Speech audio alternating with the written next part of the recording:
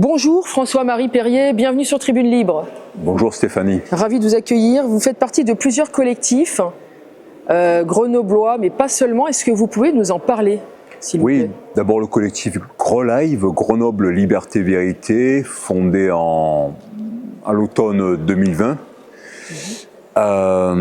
Ensuite, de par l'activité que j'avais à l'époque de journaliste radio, j'ai pu rencontrer Jean-Pierre Redier, qui était président de la Ligue nationale pour la liberté de vaccination.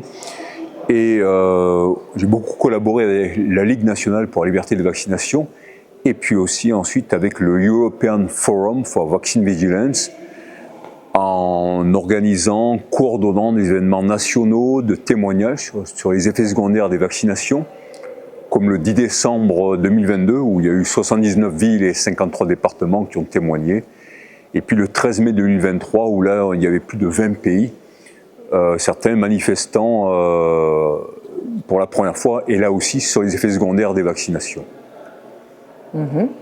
Vous avez agi sur le plan régional ? Oui, alors avec GROLIVE, on a contribué à créer l'intercollectif Aura Liberté avec mon ami Kevin Cantric de Saint-Marcelin en Isère. Et du coup, on a organisé beaucoup d'actions qui étaient à la fois parfois comiques, comme arriver dans une bibliothèque et tous enlever le masque en même temps.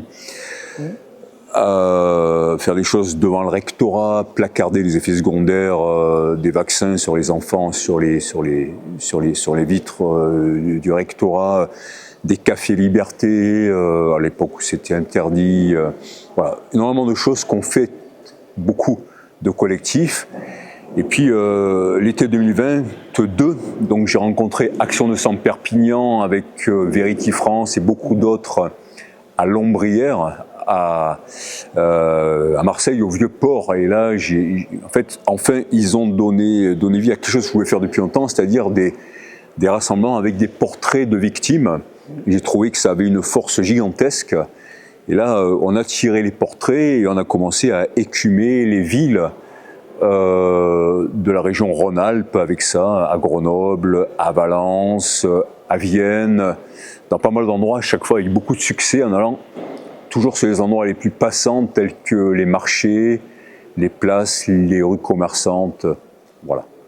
Vous continuez ces actions aujourd'hui, peut-être d'une autre façon ? Alors, il y a moins de monde sur le terrain, mais là, on va en faire une à laquelle je tiens particulièrement. C'est le 29 septembre devant le palais de justice de Grenoble, parce que nous avons une plainte en cassation avec Maître Joseph, qui est avocat grenoblois, le doyen du barreau de Grenoble, vice-président de la Ligue, qui a défendu depuis des dizaines d'années tout ce qui était alternatif et liberté individuelle, le bio, les spiritualités libres. Et donc, suite à la venue de Maître Brusa à Voiron, avec Maître Joseph, j'ai dit, mais il faut aller, puisqu'ils invisibilisent notre plainte, eh bien, on va aller avec les portraits des victimes, devant le palais de justice de Grenoble, le 29 septembre à 8h30, à l'heure où tout le monde passe, arrive devant le palais, vers la gare, école de commerce, etc., avec les portraits des victimes pour dénoncer l'omerta médicale.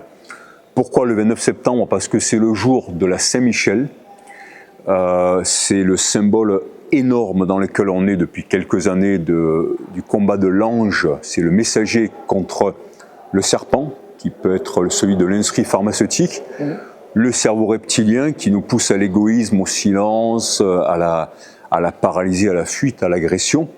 Donc on doit être du côté de l'ange, on doit porter le message, nos voix comptent, chaque voix est essentielle et c'est pour ça qu'ils veulent faire taire nos moindres voix.